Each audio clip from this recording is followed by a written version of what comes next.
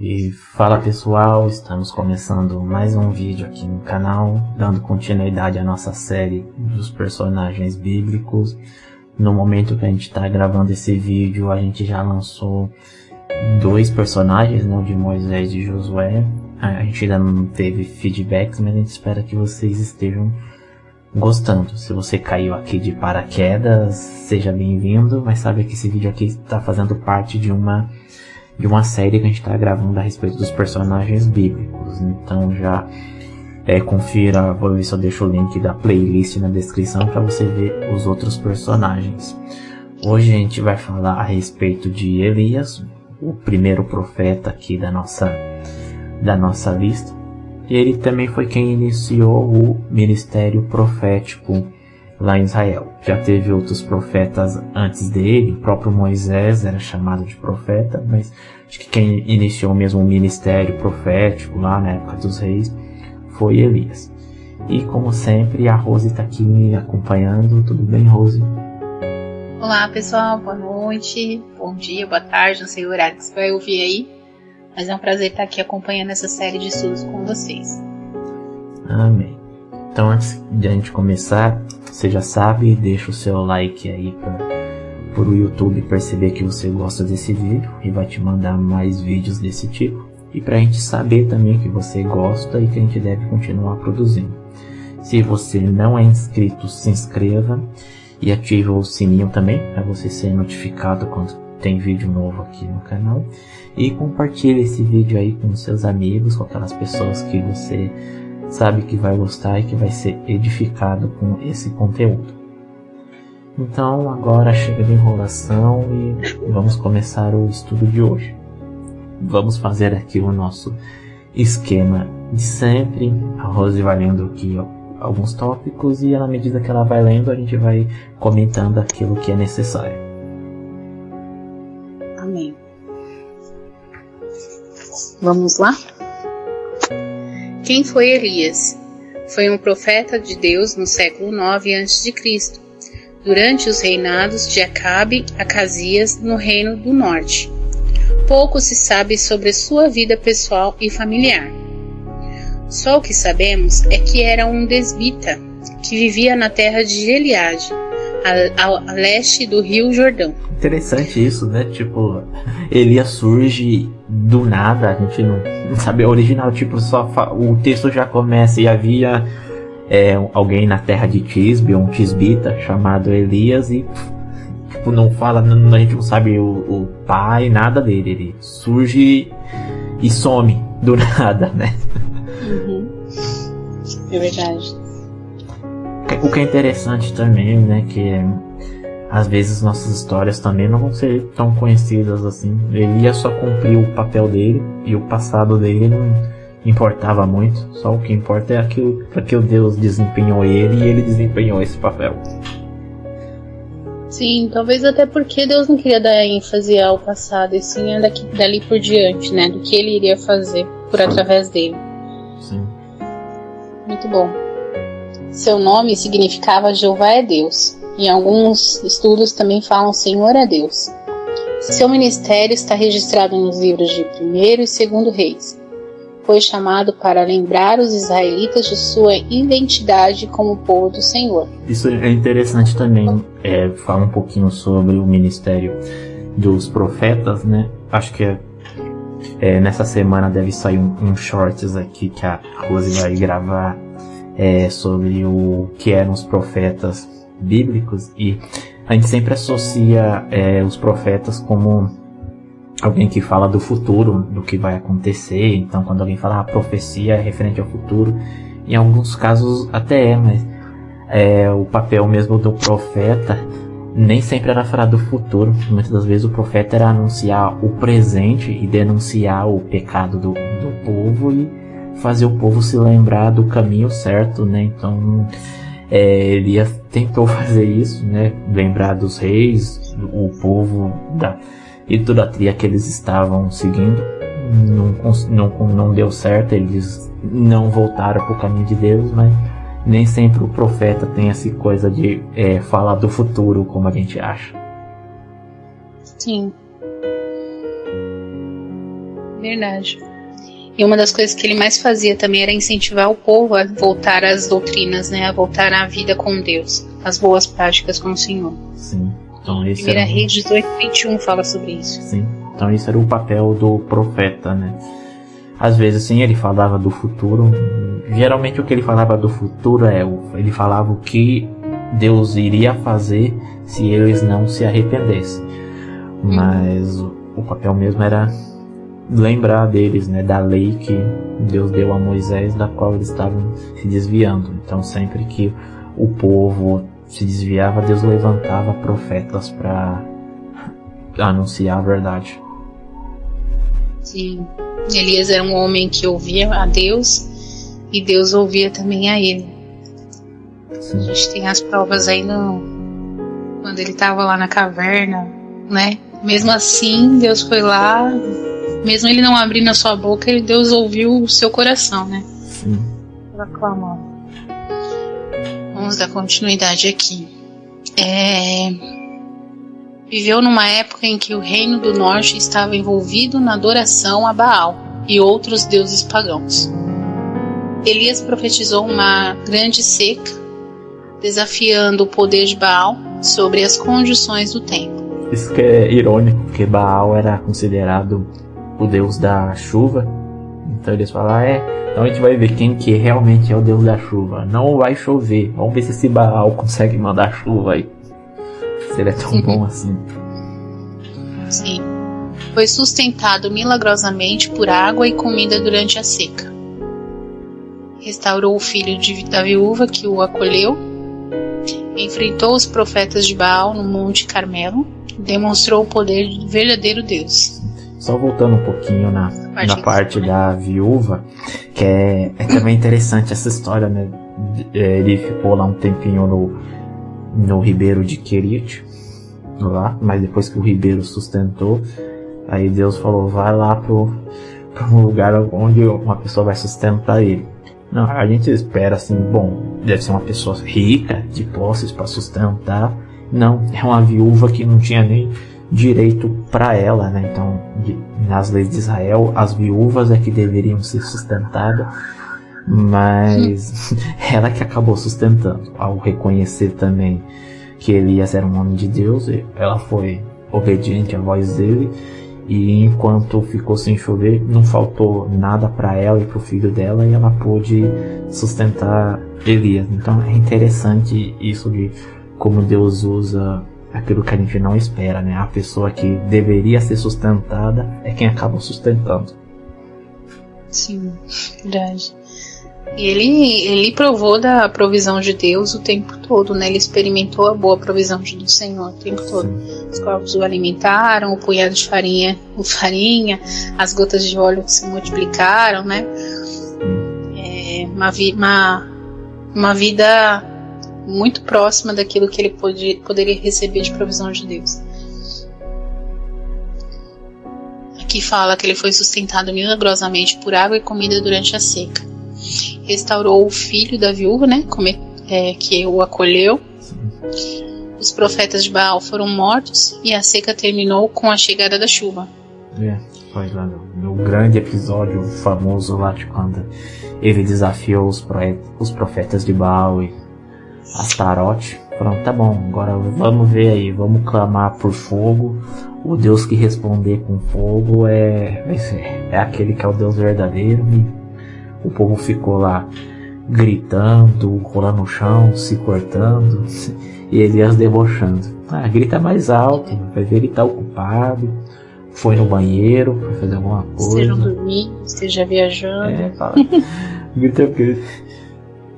E depois que viu que nada respondia, aí Elias falou, tá, agora é minha vez.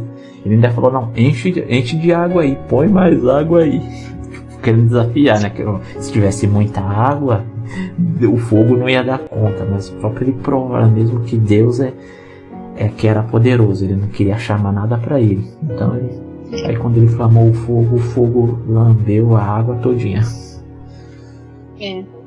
Elias, ele montou um altar com 12 pedras, né? A vala ao redor, pediu para colocar o novilho em cima. Sim. Pediu para molhar o altar 4 vezes com água. Sim. E essa água já escorria pela valeta, mas não foi palho para o fogo que o Senhor mandou, né? E aquilo tudo foi consumido de uma só vez. Sim, porque muito queimar bom. Sacrifício molhado não era tão fácil, né?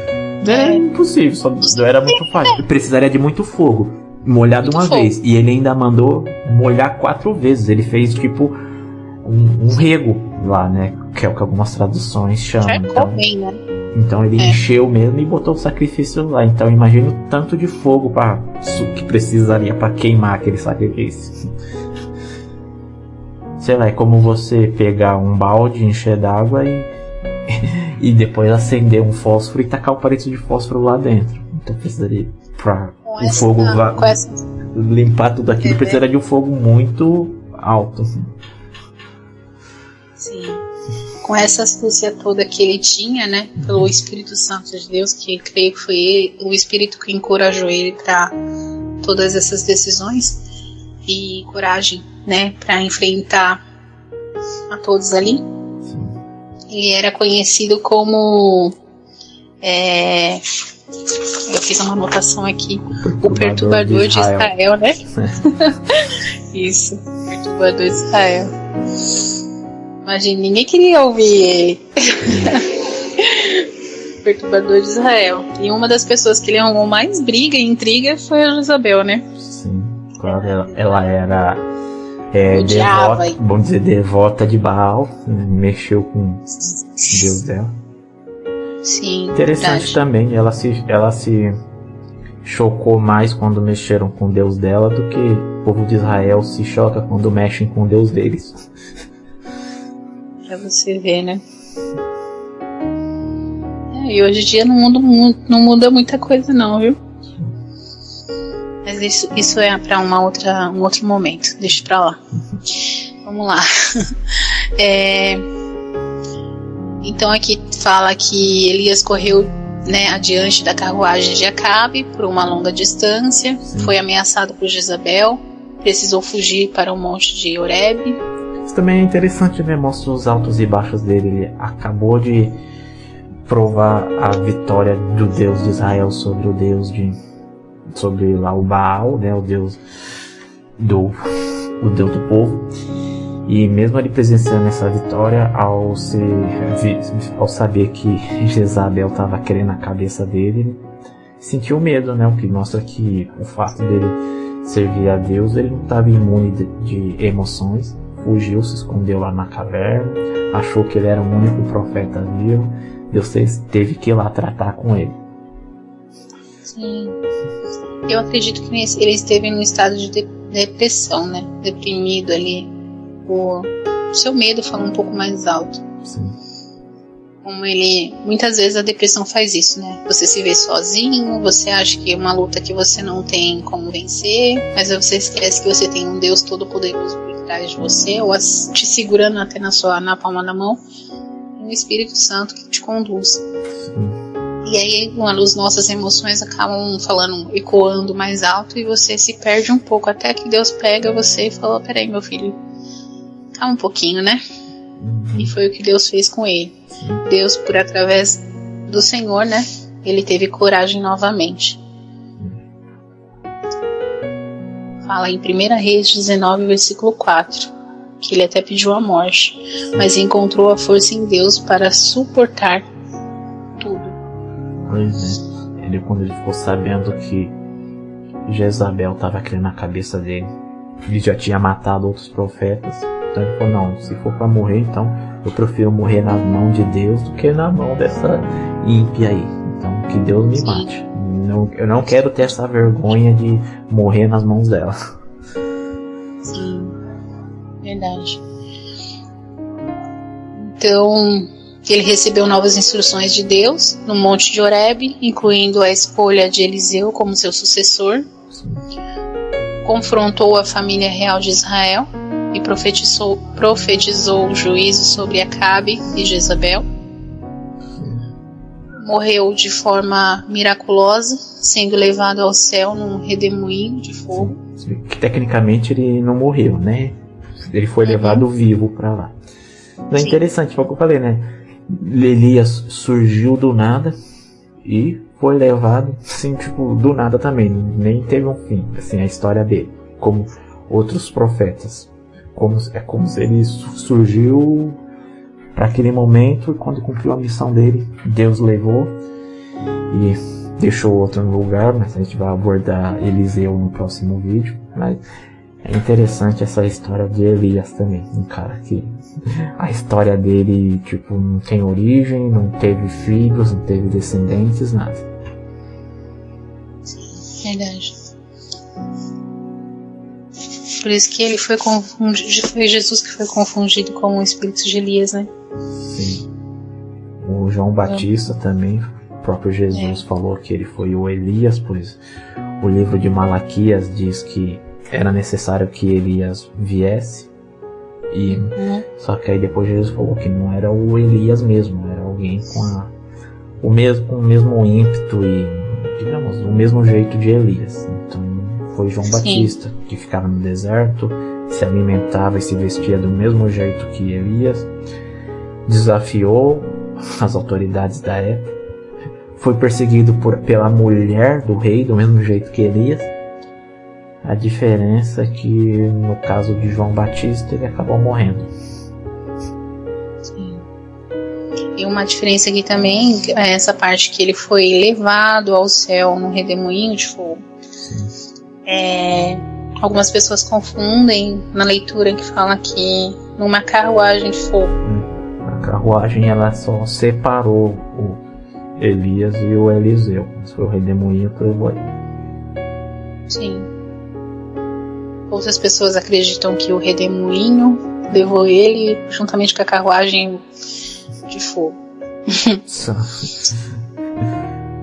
Mas, pela leitura, o mais certo a pensar é isso. Que ele foi levado pelo redemoinho. O próprio texto fala que o redemoinho levou.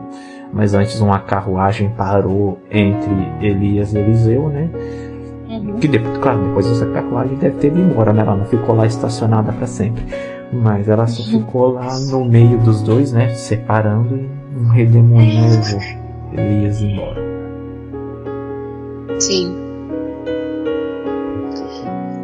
Legal. Elias é mencionado em outras partes do Antigo Testamento e no Novo Testamento, associado ao ministério de João Batista, como você falou. Sua aparição junto a Moisés na transfiguração de Jesus é um evento notável. Sim, Elias depois voltou ainda lá no Novo Testamento para conversar com Jesus, simbolizando, né, que Moisés lá representava a lei e Elias representava os profetas. E Jesus mostrando que estava acima da lei dos profetas, por isso que depois a voz de Deus falou lá do céu: escutem aí. A lei e os profetas testificavam Jesus, né, o nosso Salvador. Sim. E Lucas diz que Elias e Moisés conversavam com Jesus a respeito das coisas que ele ia sofrer. Voltando só um pouquinho lá atrás, quando Elias ele achou que estava sozinho ali, deprimido, ainda tinham 7.000 israelitas, né? 7.000 profetas. Ele achou que ele era o único profeta, que todos já tinham se dobrado, e os que não se dobraram, Jezabel tinha matado. Aí que Deus falou: ô Elias, deixa de se sentir a última bolachinha do pacote aí, que você não tá com essa bola toda não. Eu preservei pra mim mais 7.000 ainda. Sim. 7.000 profetas que se recusaram a se dobrar a Baal. Sim.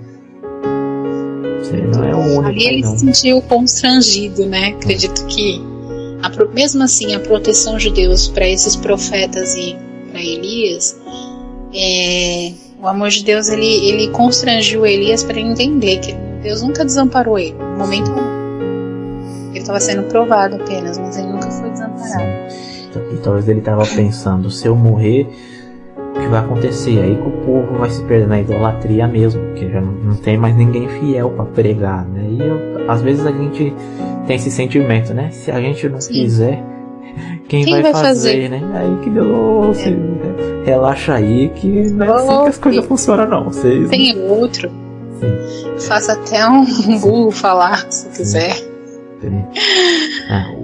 Os dons que Deus nos dá é único, mas a gente não é insubstituível, não. Então, não vê que esse papo de se você não fizer, ninguém faz, não, que eu tenho mais gente ainda pra fazer. Sim, exatamente. Talvez não faça da mesma forma que você ou eu faria, mas cada um tem o seu jeito de trabalhar e de qualquer forma não vai deixar de ter o resultado que Deus quer. Espero. Né? Aí na falta de aí eu tenho 7.000 ainda, tá pouco pra você?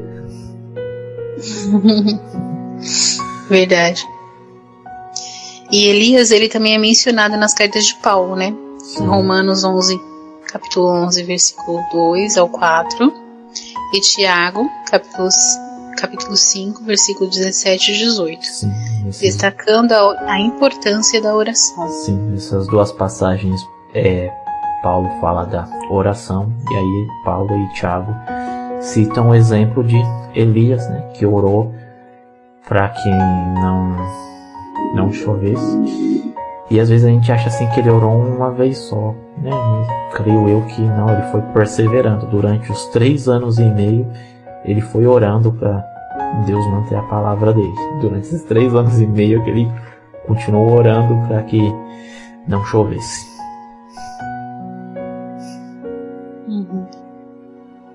Imagina a revolta. Sim. A revolta do povo.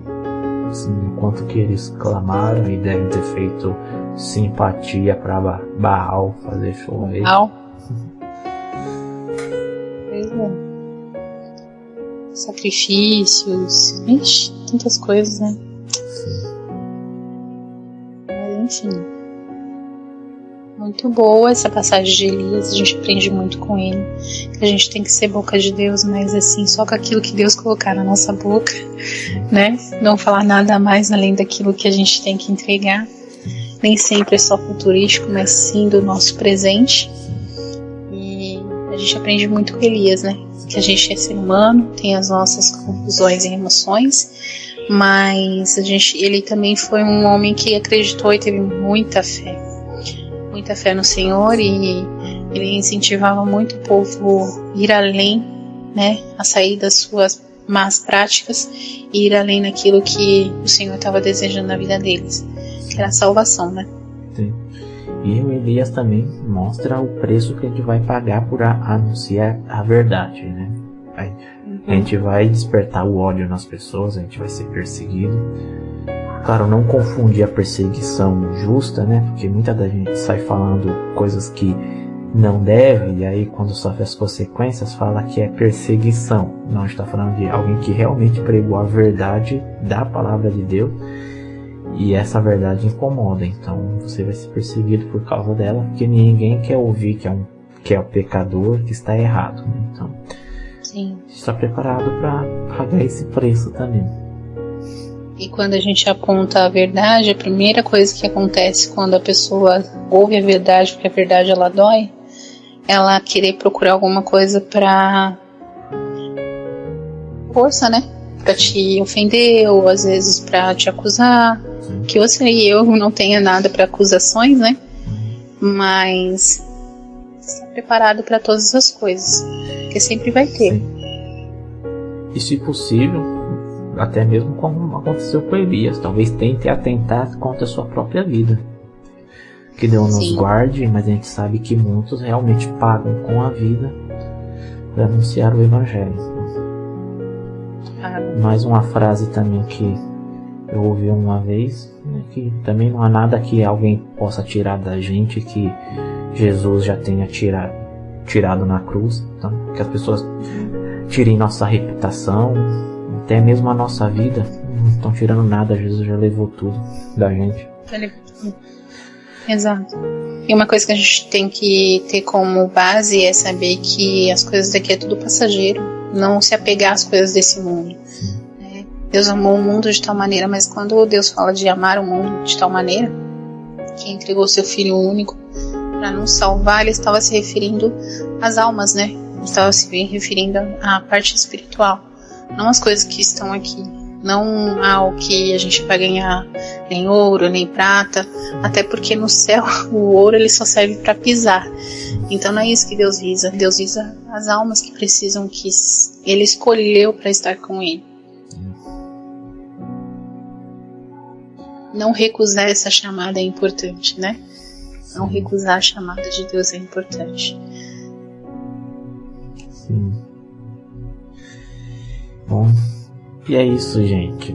A gente não quis entrar muito aqui na parte de Elias com Eliseu, porque a gente vai ter o vídeo só com Eliseu na próxima semana. Mas espero que vocês tenham gostado, aprendido um pouco aí com a vida deste profeta, né? Que o exemplo da vida dele sirva de exemplo pra gente. E como eu falei no início, deixa aí nos comentários o que vocês têm achado, deem suas sugestões aqui pro canal, que a gente quer melhorar também, trazer um conteúdo edificante para vocês. Amém. Muito bom. Sim. Obrigada aí, William, pela oportunidade. E indique para mais pessoas. Faça esse canal chegar no conhecimento de mais pessoas que precisam conhecer um pouquinho da Bíblia, da palavra de Deus. Ajuda aí. Você deixando o like e você compartilhando esse link aí, mandando esse link para um amigo e esse amigo mandando para outro amigo, e assim vai. E você vai fazer isso aqui e ir longe, não pelo canal, mas pela mensagem que a gente procura trazer aqui. E quanto mais o canal crescer também, mais a gente vai ter recursos para buscar conhecer mais conhecimentos também, para trazer aqui para vocês. Amém. Isso aí. Então, nos vemos no próximo vídeo. Até mais, pessoal. Até mais. Fiquem com Deus. Deus abençoe. Tchau, tchau.